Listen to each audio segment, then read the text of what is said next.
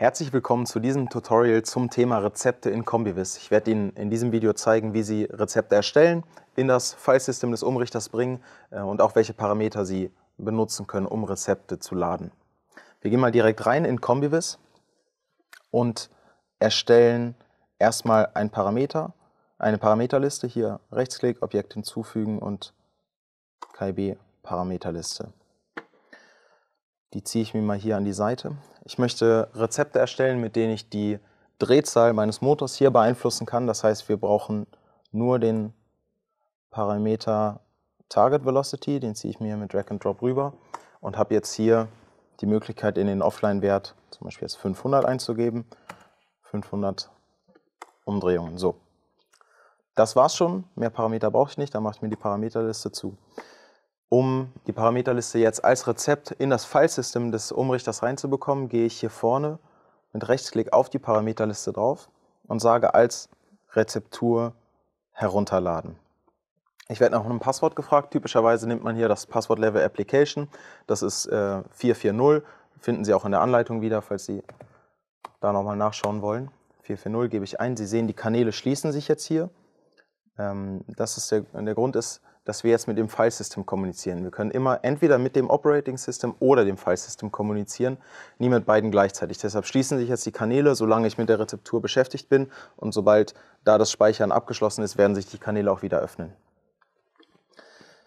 Ich werde jetzt nach der ID und nach dem Namen der Rezeptur gefragt. Als Namen gebe ich jetzt hier 500 Umdrehungen pro Minute ein.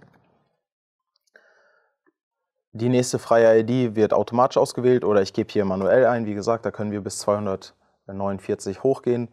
1 passt mir aber in dem Fall.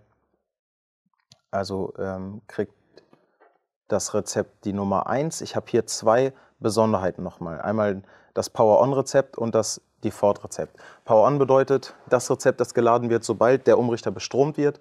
Zum Beispiel habe ich das mal eingesetzt bei einem Messeexponat, das auf der Messe einfach nur hingestellt werden soll in die Steckdose und dann soll es laufen. Das wäre so ein Anwendungsfall. Default-Rezept ist das Rezept, das geladen wird, wenn der Umrichter zurückgesetzt wird. Kann zum Beispiel eingestellt werden, wenn Sie nicht wollen, dass bei einem Rücksetzen unsere KIB-spezifischen Werte geladen werden, sondern eben die Sie haben wollen. Dann können Sie da ein Rezept hinterlegen. Das passt mir aber so. Ich will einfach nur das Rezept 1 hier hinterlegen. Ich gehe auf OK. Der Kanal ist noch zu. Sie sehen hier oben, das müsste jetzt gleich grün werden, das Symbol. So, jetzt sind wir wieder online. Sie sehen jetzt hier auch wieder die Werte. Das heißt, die Kommunikation ist wieder im Operating System. Das Ganze können wir uns jetzt nochmal anschauen. Sie sehen hier oben den Gerätespeicher. Das ist das Filesystem, wo die Rezepte hinterlegt werden. Ich habe aktuell keine Verbindung, weil wir noch eben mit dem Operating System kommunizieren. Und wenn ich hier auf Verbindung aufbauen gehe, komme ich eben rein und sehe, Rezept 1, 500 Umdrehungen pro Minute, hat funktioniert. Wenn ich hieran etwas ändern will, muss ich eingeloggt sein. Das bin ich in dem Fall schon. Wenn ich jetzt mich noch nicht eingeloggt hätte, könnte ich hier oben auf den Schlüssel gehen, 440. So, und jetzt bin ich drin. Ich kann jetzt hier das Rezept wieder zurück zu Combivis übertragen. Ich mache das mal. Das bedeutet, dass das Rezept wieder als Parameterliste im Projekt hinterlegt wird. Das wird gleich nochmal wichtig, das erkläre ich. Ich kann die ID oder den Namen nochmal ändern oder löschen. Sie sehen, dass dieses Feld hier bei Rezept 42 ausgegraut ist. Das liegt daran, dass das ein höheres Passwortlevel hat, mit dem ich nicht eingeloggt bin, also kann ich daran jetzt auch nicht so viel verändern. Eine Besonderheit bei diesem Speicher ist, dass ich ihn nur öffnen kann, solange die Modulation aus ist.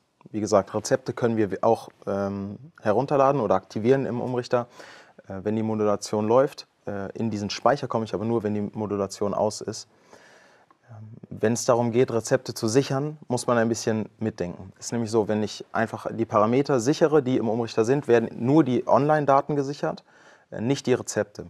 Wenn ich das Projekt jetzt gerade, das ich offen habe in Combivis, abspeichere, werden nur die Parameterlisten gesichert, die hier tatsächlich auch unter Parameterlisten aufgeführt werden, nicht die Rezepte.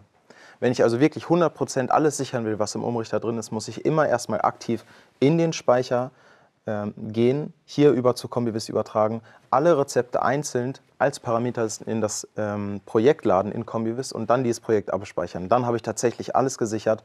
Da muss man ein bisschen mitdenken, wenn man die Rezepte mitsichern will, bevor man zum Beispiel einen Umrichter formiert oder so.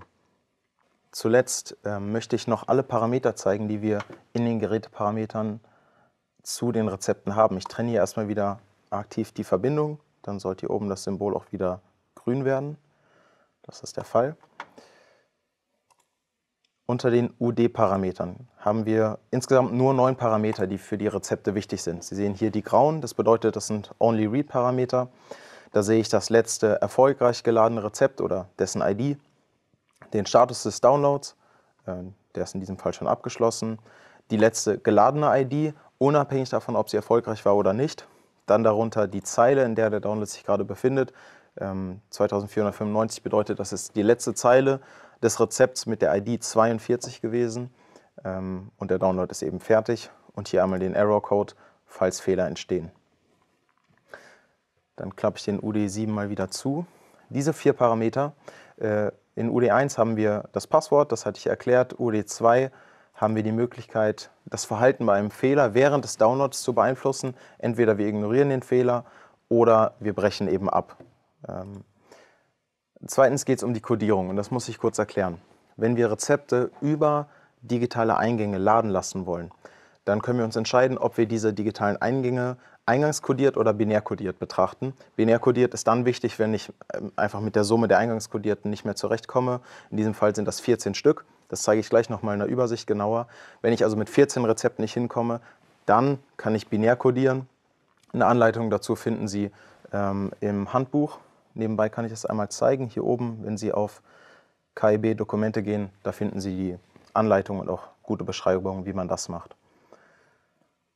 Ich öffne den UD3, wo wir die Auswahl sehen, welche digitalen Eingänge wir nutzen können, um Rezepte zu laden. Wir haben hier I1 bis 8, dann IA bis D und dann nochmal zweimal das Control Word oder das Control Word 1 und 2.